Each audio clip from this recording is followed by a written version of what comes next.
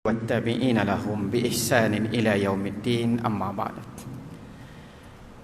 سبحانك لا علم لنا إلا ما علمتنا إنك أنت العليم الحكيم رب اشرح لي صدري ويسر لي أمري واحلل عقدة من لساني يفقهوا قولي. Terima kasih ya Tuan Imam,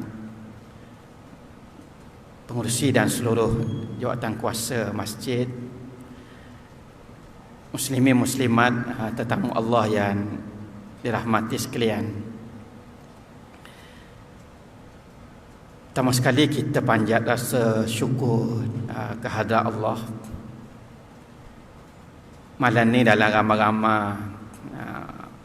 hamba Allah yang ada, kita dipilih untuk menjadi tetamu Allah. Sebab apa kita kata kita jadi tetamu Allah? Sebabnya kita manusia ni makhluk yang tinggal menumpang buat sementara waktu di atas muka bumi Allah. Muka bumi ni bukan hak kita. Walaupun atas gerang tanah tu ada nama kita, kita hanyalah menumpang. Allah sebagai Tuhan punya kepada muka bumi ni, ada rumah atas bumi ni. Rumah ni lah yang kita panggil sejik, surah, balasah. Jadi bila kita mari sejik, mari surah, mari balasah, sebenarnya kita mari ke rumah Tuhan punya muka bumi ni, yakni ke rumah Allah. Kita pergi rumah orang, kita jadi tetamu kepada tuan rumah. Mari rumah Allah, maknanya kita jadi tetamu Allah.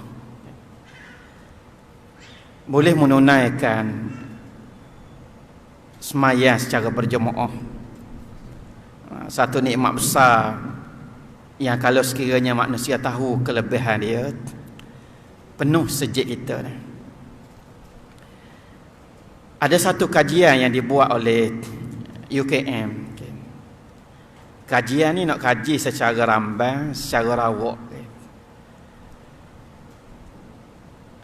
secara gambaran kasarnya berapa peratus orang Islam ni hak semayang. Orang yang tukar kutip data ni, dia pergi tempat-tempat orang ramai, pergi stesen bah, pergi pasar, pergi supermarket, tempat-tempat orang ramai. Tanya beberapa soalan yang boleh mendatangkan kesimpulan sama ada orang ni semaya ke tak. Keputusannya sangat menakutkan. Orang Islam yang semaya mengikut kajian ni tak sampai 30%. Maknanya kalau ada 100 orang, tak berapa nak cukup 30 orang hak semaya. Bila kita tak semaya, binaan kita ni runtuh. Sebab Nabi SAW sebut as-salatu imaduddin. Semaya ni tiada agama. Macam kita nak buat satu binaan, mula-mula kita buat tapak dia, konkrit dalam tanah. Lepas tu konkrit tapak biar kemah. Tapak kemah ni syahadah kita, asyhadu an la ilaha illallah wa asyhadu anna muhammadar rasulullah. Kemah molek asah kepada binaan kita. Nak diri binaan, dia kena naik tiang. Bila naik tiang, barulah kita boleh ikat jokong, boleh letak frame pintu, boleh buff frame jendela, boleh buat bing, boleh buat atap. Tanpa tiang, benda-benda ni kita tak boleh buat. Dan tiang bagi agama kita ni ialah sembahyang. Sebab tu dalam Quran dia sebut aqimus solah, dirikan kamu akan sembahyang. Sebab sifat tiang ni dia kena diri. Kalau perebuh, dia tak panggil tiang. Bila tiang kepada agama ni rebuh, maka agama tidak akan dapat ditegakkan. Malam ni, ambo nak ajak muslimin muslimat sekalian, kita nak mikir renung beberapa hikmah kebijaksanaan daripada solat ni, tapi bukan nak tengok macam dalam kitab Musalli.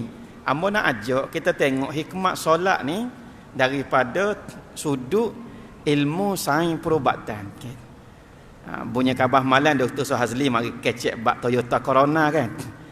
Malam ni kita tengok solat daripada sudut sains perubatan. Jadi 2 malam turut-turut kira doktor mari pergi kuliah. Ada satu kajian yang sangat menarik dibuat oleh seorang doktor pakar otak manusia, Peter Russell nama dia. Dia nak kaji kaitan di antara fungsi otak kita dengan semayang yang kita orang Islam kerjakan. Mula-mula doktor pakar otak ni dia nak tahu otak dalam kepala kita ni berapa berat dia. Kita duk bawa semua otak kita 24 jam sehari, 7 hari seminggu, 30 hari sebulan kan. Pernah tak kita mikir otak kita ni berapa berat dia? Agak-agak kalau hamba tanya boleh jawab tak malam ni? Kita orang Islam hilang daripada kita satu sifat hebat hak pernah ada kepada orang-orang terdahulu, sifat nak kaji dan nak tahu. Kita ni kalau tahu tak apalah, tak tahu pun tak apa kan. Sifat ni dia jadi boleh kat orang. Orang putih bila dia berasa nak tahu, dia mesti tahu dan mesti cari jalan supaya jawapan ni ditemui. Maka doktor pakar otak ni nak tahu berat otak kita manusia berapa. Bila ada orang mati dia belah kepala, waktu beg otak timbang. Seorang, 2 orang, 3 orang, 5 orang, 10 orang. Lepas tu dia ambil pukul rata otak manusia. Jawapan yang dia dapat, purata bagi berat otak manusia ni 1,5 kg. 1,5 kilogram. Boleh sah jawapan. Tak selesai lagi. Bila boleh sah jawapan, timbul pula soalan lain. Kita satu beban yang berat dia 1,5 kg. Kita sentiasa bawa, tak rajin tinggal. 24 jam sehari, 7 hari seminggu, 30 hari sebulan, 365 hari setahun. Hak umur 50 tahun bawa 50 tahun, hak umur 60 bawa 60, hak umur 70 pun tak rajin tinggal sekali habuk bawa semut. Tapi kita tak serah berat. Beban yang berat 1,5 kg ni, kalau kita beli gula daripada kedai, bibit buat kelik di rumah, memang tak berat. Tapi acu gula 1,5 kg kita pegang semua jangan lepas. Berat ke tak? Bibit semua tak usah lepas-lepas. Dia akan jadi berat. Tapi kita tak rasa dalam kepala kita ni, kita sedang junjung satu benda yang berat dia 1,5 kg. Kaji lagi doktor pakar ni, akhirnya dia jumpa satu jawapan yang sangat hebat. Subhanallah. Rupa-rupanya otak manusia ni bila duduk dalam purung korok kepala kita ni, dia bukan duduk nekak di tulang korok kepala kita, dia napung dalam cecair. Mengikut kaedah sains, satu benda, satu objek bila napung dalam cecair, 2/3 daripada berat dia hilang. Hak tinggalnya 1/3 je. Jadi kalau berat 1,5 kg, sekilo tu hilang, tinggal 0,5 kilo saja. Sebab tu kita tak suruh berat. Supaya ibu-ibu kita, isteri kita yang mengandungkan bayi ni bila lahir, anak ni mesti timbang 4 kilo berat dia, 3 kilo. Tapi masa duduk dalam perut, ibu tak serah dia sedang bawa beban yang berat dia 4 kilo. Sebab anak ni dia napung dalam cecair. Air ni dia akan keluar bila ibu nak melahirkan anak, hak kita panggil air ketuban. Dia jadi kurang berat dia. Okay. Dan lagi, bila otak kita ni napung dalam cecair, dia jadi perlindungan semula jadi. kalau kepala kita teratuk, otak kita payah nak cedera. Kalau dia nekak terus di purung kepala, teratuk, dia mudah cedera. Okay. Baik. Jadi kita boleh jawapan, otak kita ni sebenarnya berat dia tak besar mana. Skala setengah je. Skala setengah, kalau dengan tubuh hamba 70 kilo lebih kurang berat ni, dia terbit dalam 3%, 4% je daripada berat tubuh. Maknanya bukan besar. Dan dalam tubuh kita ni ada jantung. Hak ni nak sapa kepada maksud hak amu nak cerita sikit lagi. Jantung ni dalam dada kita dia duduk lek kiri. Lek kanan hati dengan paru-paru kita. Lek kiri jantung. Jantung ni kerja dia pan darah, deguk dia pan darah. Purata di antara 60 hingga 70 kali seminit. Kalau kita berunggar dia boleh naik sampai 100 kali. Kadang-kadang boleh naik sampai 110, 120. Kita duduk relax gini mungkin dia turun dalam 55. Kita ambil purata 60 hingga 70. Jantung kita ni pan darah. Dan darah ni dia mengalir daripada ujung kepala sampai ke ujung kaki. Tak ada tempat tak sampai darah. Acuk kita ambil jarum kita cucuk ujung jari, tubik darah. Okay. Darah ni ada banyak fungsi dia. Malam ni kita belajar dua je. Yang pertama dia tolong hantar oksigen. Yang kedua dia tolong hantar zat makanan ke seluruh tubuh kita. Bukan mengalir saja-saja. Jadi bila jantung kita ni pan darah ni mengalir ke seluruh tubuh, rupa-rupanya darah kita ni daripada jumlah dia keseluruhan 25% dia otak. Saiz kecil je. Saiz berat dalam 3 ataupun 4% daripada fungsi daripada berat keseluruhan tubuh kita. Tapi dari segi bekalan darah dia ambil 25%. Maknanya suku. Baki 3 suku lagi bagilah anggota tubuh orang lain. Dah apa saiz kecil tapi makan banyak sebab sini central processing unit kita. Anggota lain kalau patah tangan untuk kita doktor ni tak rumit mana okay. Masuk skru welding sikit sebulan 2 insya-Allah boleh baik semula. Patah kaki tak pelik mana, tapi kalau jeng sini masalah. Jeng sini pakai baju kacing dari belakang lah. Jalan selipar duk tangan bukan duk kaki. Dia tak boleh jeng sini. Sebab tu dia kena bekalan darah ni banyak. Jadi bila jantung kita pan darah, tinggalkan anggota lain, kita fokus dua je malam ni. Jantung duduk dalam dada, otak duduk dalam kepala. Ni kita sepakat belakang kan, tak ada bantahan dah kan. Kau ada orang kata duduk lain kan. Tak kata duduk dalam kepala lutut kau, dia duduk sini. Dan jantung kita ni bila pan darah, mula-mula salur darah tu dia besar. Lepas tu dia cabang dia jadi kecil. Cabang lagi dia jadi kecil lagi. Cabang tak tahu berapa ribu cabang dia cabang sehingga sampai dalam otak kita ni dia banyak salur darah halu-halu. Kalau kelih dengan mata kasar tak berapa nampak. Hak ni banyak dalam otak kita. Hak ni lah hak mudah pecah sampai jadi pendarahan dalam kepala tiba-tiba rebah tak khabar. Kerana dalam kepala kita ni dia banyak salur darah hak halus dan kecil. Okay. Baik. Macam ambo duduk atas kursi. Tuan-tuan duduk selo. Okay. Nampak tak bila jantung kita pan darah ni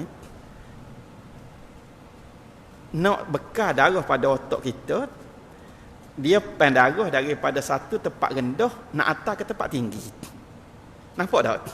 Sebab jantung duduk rendah, otak duduk tinggi. Okay. Jadi bila pan darah nak atas ke tempat tinggi, darah ni naik, dia tak ada masuk ke semua saluran darah kecil-kecil tu. Ada satu daya di atas muka bumi ni yang akan tarik darah tu supaya jatuh semula bawah. Kita panggil graviti. Nah, atas muka bumi kita ni kan ada graviti kan. Kerana ada graviti lah wahnya luruh, wah derian luruh. Kalau tak ada graviti tak luruh wahnya tu. Wah derian serupa juga. Graviti ni akan tarik sesuatu tu supaya turun semula ke bawah. Dan hak ni lah yang berlaku bila jantung kita pan darah nak bekal pada otak, tak ada masuk semua salur darah hak kecil-kecil dalam otak ni, dia turun semula. Pan lagi naik tak ada masuk turun, pan lagi naik tak ada masuk turun. Alhamdulillah. Mengikut kajian pakar ni, kita orang Islam ni sangat beruntung kerana kita telah difardukan dengan satu kefarduan semayat. Dan di antara rukun fi'li yang kita buat bila kita semayat ialah sujud. Bila kita sujud kan, ni kepala kita, ni dada kita. Bila kita sujud, dada tinggi pada kepala tak? Okay. Kalau dada sama dengan kepala, waktu orang panggil nerak, bukan sujud. Kalau sujud mesti dada tinggi pada kepala. Dalam dada kita ada jantung, dalam kepala kita ada otot. Jadi bila kita sujud, masa tu jantung kita ni dia pan darah daripada satu tempat tinggi turun ke tempat rendah. Laju dak aliran darah tu? Lajulah jawab dia. Dan menyebabkan jantung kita ni bila dia pan, darah ni boleh sampai dengan sempurna. Masuk ke segenap, selalu darah ada. Bukan cerita masuk darah. Dia cerita darah ni bawa zat makanan, bawa oksigen. Maknanya ketika tu otak kita dapat cukup zat, dapat cukup oksigen, sehingga pakar otak ni kata ketika tu manusia dia boleh mikir 7 kali lebih cepat, 14 kali lebih tepat. Cepat dan tepat. Kayak kita kayak besok kan. Nak mari sejid tadi, cari-cari anak kunci kereta tak jumpa kan. Tak apa tinggal kereta naik motor lah. Tengah sujud dalam semayang teringat, duduk dalam poket baju sakut dinding. Sebab apa dia jadi teringat? Yang pertama sebab semayang tak khusyuk. Yang kedua sebab ketika tu otak kita boleh mikir cepat. Sebab apa dia boleh mikir cepat? Kerana dapat bekalan darah yang cukup. Dah berapa lama kena sujud? Sujud macam biasa je lah. Cukup 3 kali tasbih, bangun dah, tak payah sujud lama-lama. Nak tu iman kan. Kalau kita semaya sore, silalah. Okay? Sebab jantung kita ni dia pan darah seminit 60 kali. Kalau kita sujud tu 10 saat dan 10 kali. Kalau kita sujud 20 saat dan 20 kali, dah jantung kita pan darah. Okay? Kalau orang sujud lama, dia bangun semaya tahajud sore nak sujud lama 3 minit, kira sendirilah.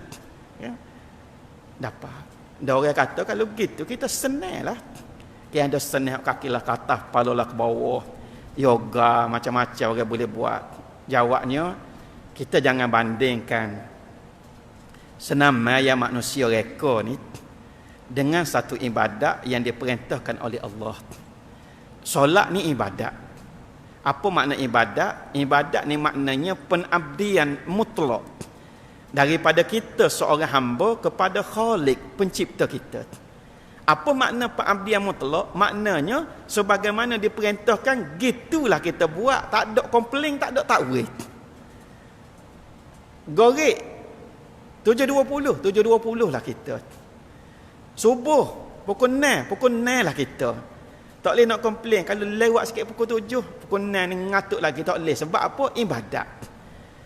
Isya 4 rakaat lah. Tak usah tanya lah tu imam apa 4 rakaat. Sebab ibadat. Ibadat ni maknanya pengabdian. Dia tak ada takwil, tak ada tanya, tak ada gapo. Tapi bila kita tahu hikmat dia, dia jadi satu kelebihan. Kita jadi kau suka, kau semangat. Sebab apa? Pesen manusia ni buat gapo-gapo, dia nak tahu faedah segera. Hak boleh pala faedah di negeri akhirat. Itu kita tahu belakang dah. Kalau tahu faedah segera, memang sifat kita manusia kita suka. Kita suka bila tahu benda kita buat ni gini faedah dia. Dan benda-benda ni kadang-kadang dikaji oleh sains. Dan menariknya orang kaji ni bukan orang Islam. Doktor Pakar ni dia bukan Kristian. Dia orang dulu dia free thinker je. Pakar-pakar cerdik-cerdik ni dia Tuhan tak ada. Bukan dia agama Kristian. Bagi dia sains dan teknologi ni inilah Tuhan dia. Jadi dia kaji tu berdasarkan fakta. Dan fakta ni menarik. Fakta ni menarik bertepatan dengan. Dan kalau kita senang, jangan. Kita jangan bandingkan amalan kita manusia reka dengan satu ibadat perintah daripada Allah yang difardukan dalam bulan kita duduk lah ni. Bulan Rejab. Dan kefarduan ni sangat istimewa sebab Rasulullah dijemput sendiri pergi menghadap Allah. Macamlah raja ataupun sultan nak uwi pingat ke rakyat.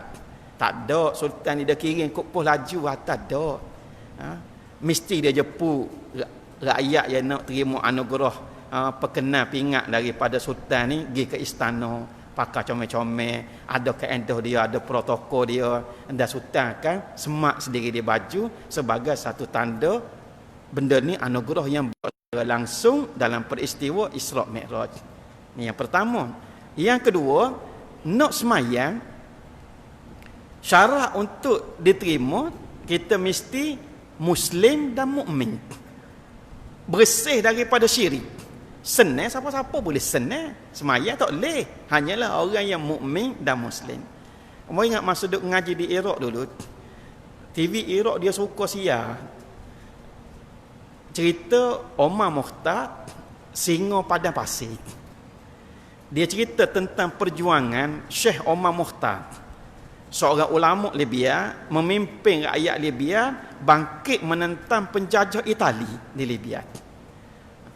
Hak berlakon jadi Omar Mukhtar dalam filem tu orang putih.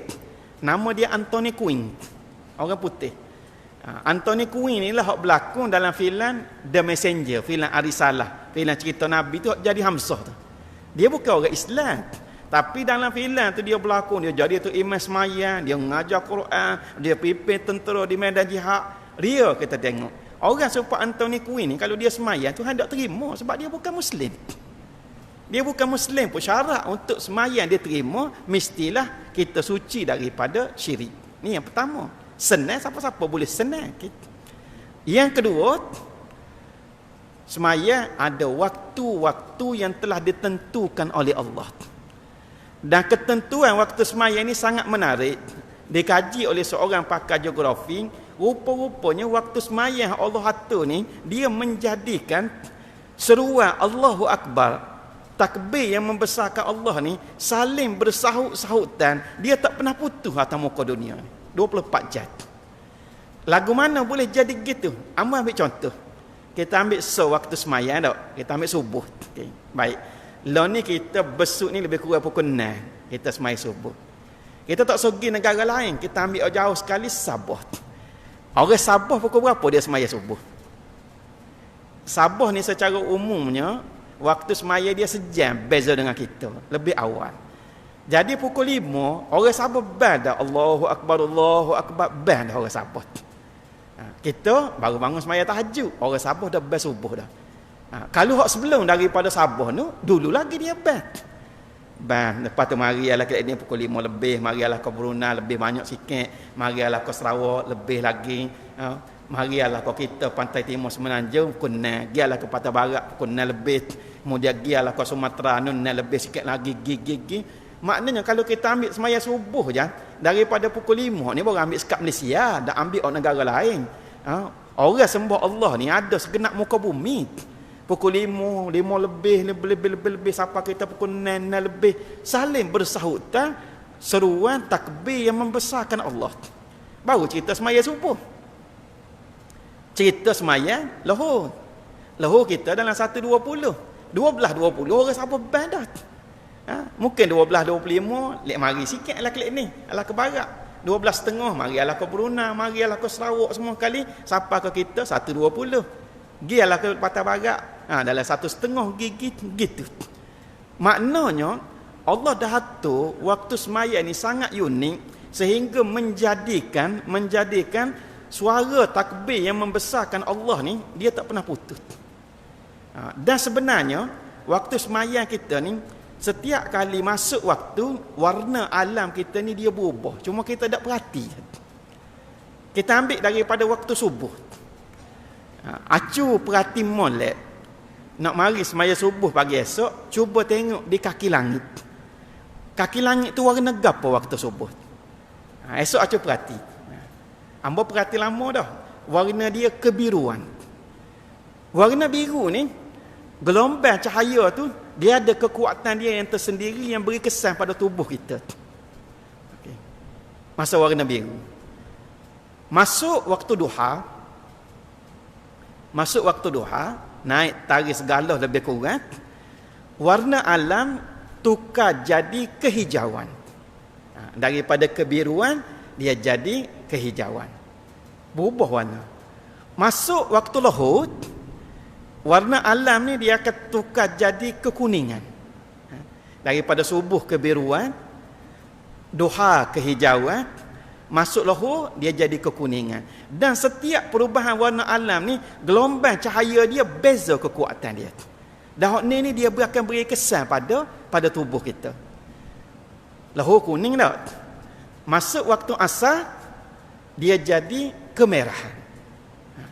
Daripada biru jadi hijau, jadi kuning, jadi kemerahan. Dekat nak masuk waktu gorik, gelombang ni dia tindang. Biru, hijau, kuning, merah dia tindang. Orang panggil fata morgana.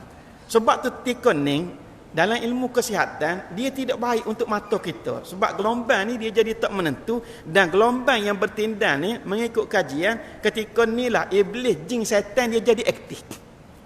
Tikoning. Jadi orang-orang tua kita, ada orang tua kita ni, walaupun kalau kita tanya apa, dia tak boleh nak royak, tapi comel sebenarnya. Dekat nak gorek mek, tutup jendela, tutup pintu, pakat naik atas rumah belakang, ayam masuk dalam guk. Sebab tikun ni, dia bukanlah waktu yang sesuai untuk kita. Hak tikun ni, hak galak, hak aktif ialah iblis, jin, setan. Lok kau dia. Kita jangan duduk sekali dengan dia. Jadi kalau sikit lagi, ada keluar arahan daripada kerajaan negeri, tutup sekejap pasar malam, time gorek, semaya gorek, rasa pelik lah. Sebab time ni ayam pun masuk guk. Kita manusia tentu lebih lagi daripada ayam. Kan?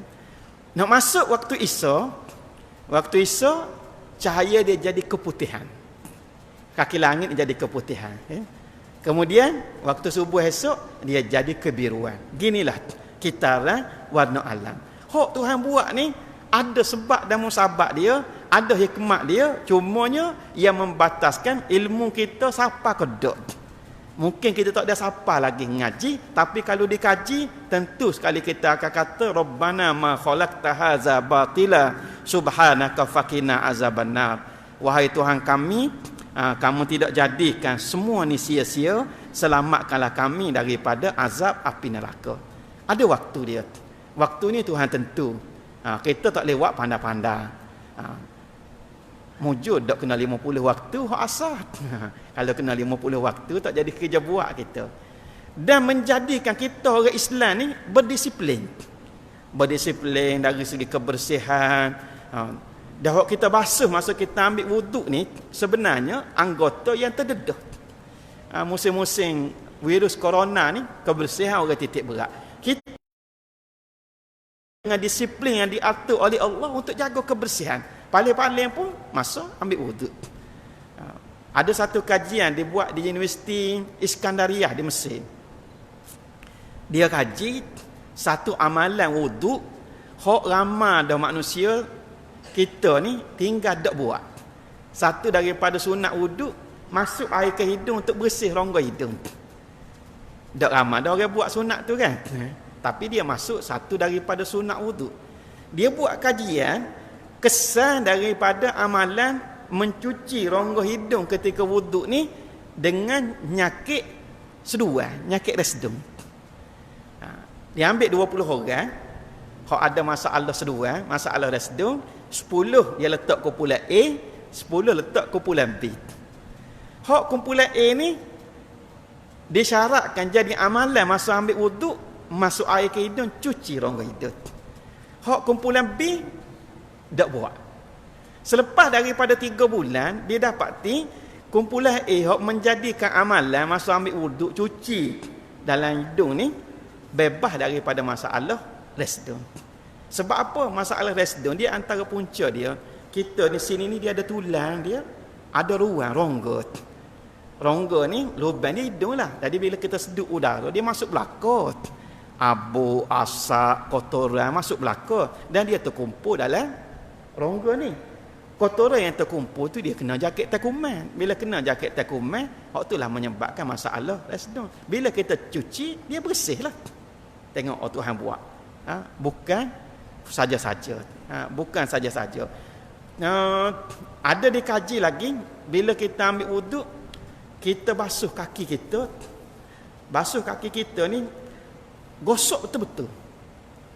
Bukan ambil gayung cuah saja tak. Sebab syarat ambil wuduk, air tak semestinya banyak. Dengan sebotol air mineral seliter setengah tu cukup dah kita nak ambil wuduk. Cuma dah air kolah banyak. Kaki kanan 3 gayung, kaki kiri 3 gayung, jadi 6 gayung kita. Sebenarnya benda tu tak perlu pun sebanyak tu. Dan kita kebanyakannya cucu tak gosok. Kaedah ambil wuduk yang sebenarnya gosok betul-betul. Gosok betul-betul ni dikaji oleh seorang doktor daripada Universiti Dagestan. Nama Profesor Megamed Megamadov nama dia. Daripada Dagestan, kan negara Asia Tengah. Hak nama dia tan tu kan. Ada Dagestan, Turkmenistan, Uzbekistan, Tajikistan, Kyrgyzstan, Pakistan, macam-macam. Kita kaji juga apa negara ni nama dia tan belaka. Rupa-rupanya tan ni maknanya tanah. Kalau kata Tajikistan, tanah bangsa Tajik. Uzbekistan, tanah orang Uzbek. Pakistan, tanah orang Paki. Afghanistan, tanah orang Afghan. Kelantan tak masuklah dalam kaedah ni. Lok ke Asia Tengah nak jaga. Jadi dia buat satu kajian. Wuduk ni, dia kaji dari segi ilmu perubatan Cina. Hak kita panggil acupuncture. Kayak orang Cina kan, dia cucuk dengan jarum tu kan. Sebenarnya orang Cina bukan dia cucuk saya main-main. Dia tubuh kita ni daripada ujung kepala sampai ke ujung kaki, dia ada titik-titik tertentu ni dia panggil titik saraf yang sensitif. Kalau kita rangsang situ, dia boleh beri kesan yang baik pada kesihatan kita. Titik saraf ni daripada ujung kepala sampai ujung kaki, jumlah dia ada 700. Kita ngaji juga udung-udung, tapi tak ada apa seremut. Ada 700. Orang Cina dia hafal. Dan orang Cina ni dia menguasai ilmu perubatan acupuncture ni 1000 tahun dah dia menguasai. Dan tubuh kita. Jadi sebenarnya dia ambil jarum tu bukan cocok saja. Dia nak beri rangsangan kepada titik saraf yang aktif ni untuk nak beri kesihatan kepada organ-organ tertentu. Nanti hamba akan cerita. Daripada 700 ni, dia ada 6 hak utama. Hak 700 ni umum sangat tak titik tu tak. Kalau nak pilih daripada 700 mana hak utama, ada 6. Daripada 6 tu Maha Suci Allah yang menjadikan 61 daripadanya duduk di kawasan wuduk kita umat Islam. Jadi sebab tu bila ambil wuduk kena gosok molek. Gosok tu sebenarnya dalam keadaan kita tak sedar, kita sedang melakukan refleksologi, urutan. Ambil contoh kaki. Bila kita gosok molek kaki di celah-celah jari tu, gosok molek tu sebenarnya dia boleh beri kesan kepada perut kita, usus kita. Gosok muka pun sama. Gosok muka dia boleh pergi pada sistem peranakan wanita. Jadi kalau orang pergi jumpa tabib Cina nak dapat rawatan acupuncture ni, ada masalah dalam perut, tabib Cina tu dia tak akan ambil jarum cucuk perut dak, dia akan cucuk muka. Kita komplain dah hamba sakit perut. Apa pergi cucuk muka? Tak apa, sebab saraf dia duduk sini, dia bersambung ke bahagian perut kita. Hak ni ilmu wiring sistem saraf tubuh ni, hak ni orang Cina menguasai. Hak hamba nak royaknya, bila kita ambil wuduk, manfaatkan kaedah wuduk yang betul dengan kita gosok biar teliti, gosok biar teliti, air tak perlu banyak. Sebab tu kita sangat setuju kalau masjid-masjid hok set air pahit dekat ambil air sembahyang tu bobo tubik je. Ni bukan kedekut, tapi itulah betul. Ni buka air pahit, 3 orang tepi ni ngecik lagi. Hok di belakang ngecik lagi kita buka. Kita tak perlukan sebanyak tu. Tak perlukan sebanyak tu, malah bazir.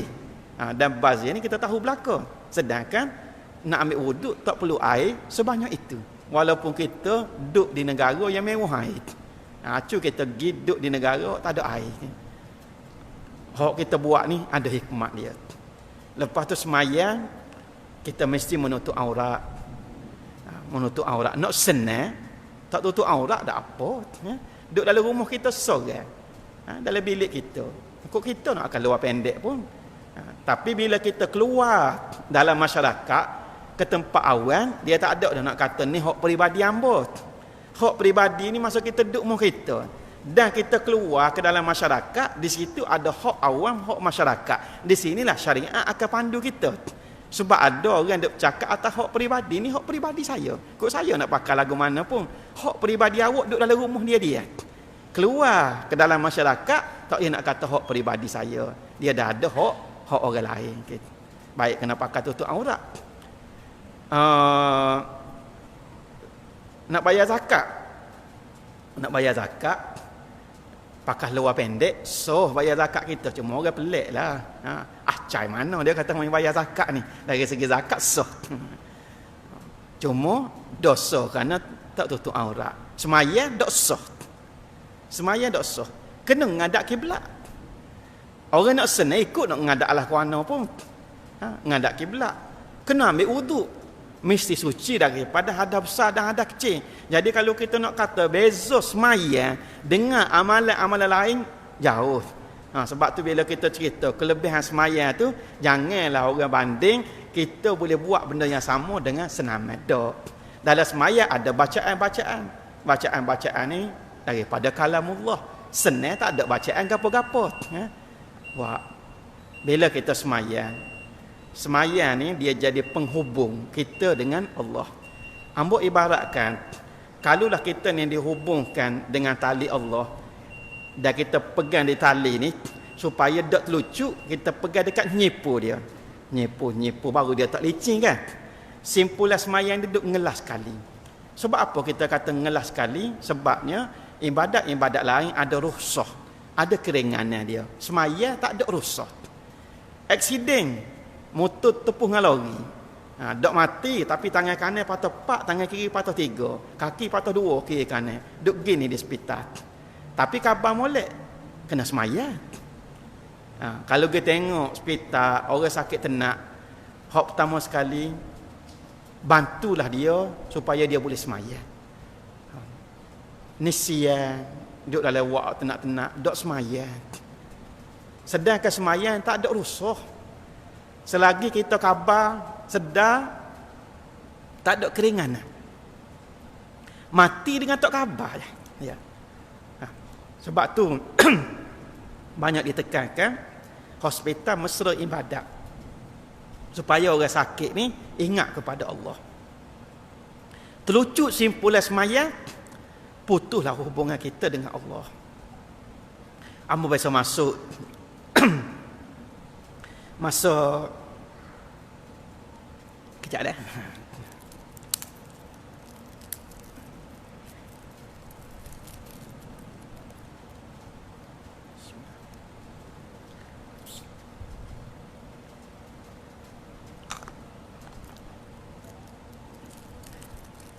Masa kerja di hospital dulu, kita pernah masuk buat rawatan di pusat serenti. Rajin masuk ceramah dia jaga pun rajin. Kalau kita tanya orang yang duduk di pusat serenti, orang masuk jaga, soalan je, mula rajin semaya kau tak? Jawab dia tak semaya. Kerana tak semaya lah di antara sebab yang menyampaikan mereka ke tempat-tempat tu. Bila kita putus hubungan dengan Allah, kita hidup ni dia jadi supaya putus tali. Dan kena ingat, akal fikiran yang Allah beri ke kita manusia ni, dia tak sampai tahap kita boleh buat jalan hidup sendiri.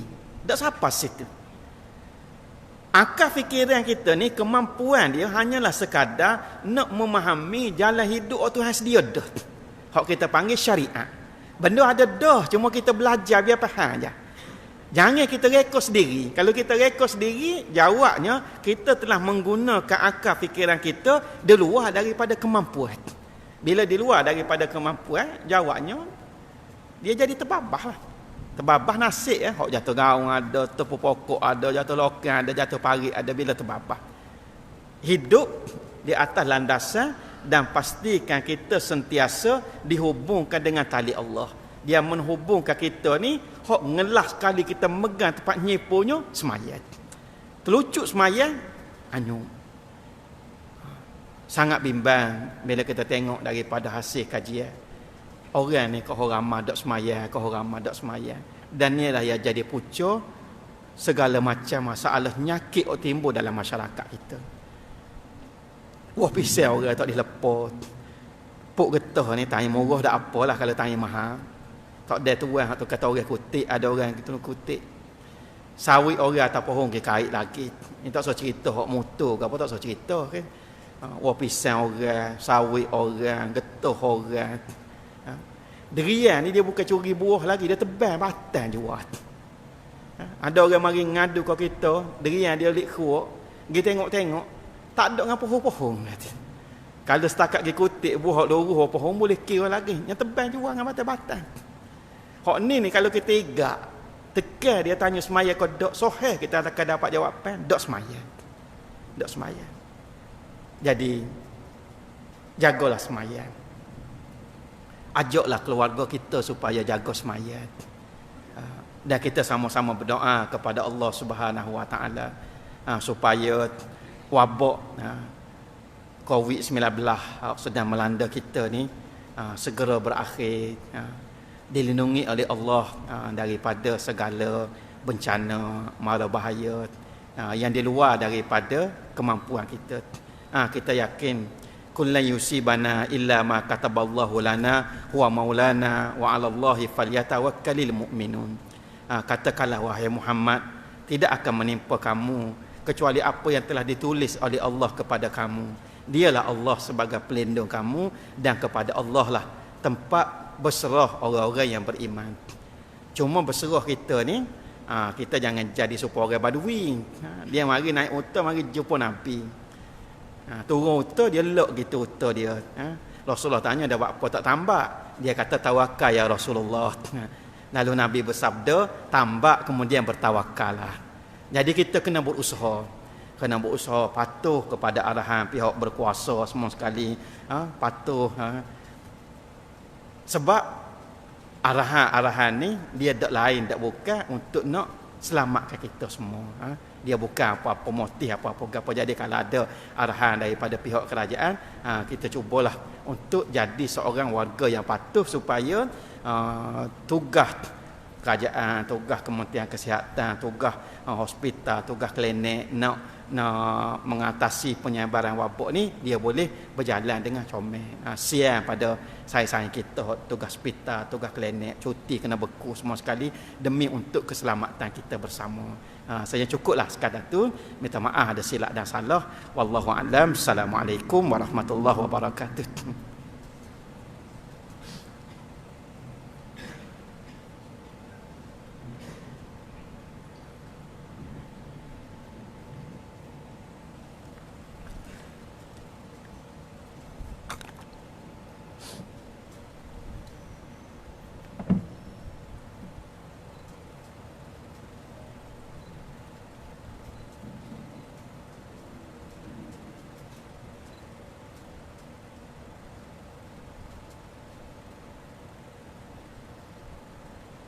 Allah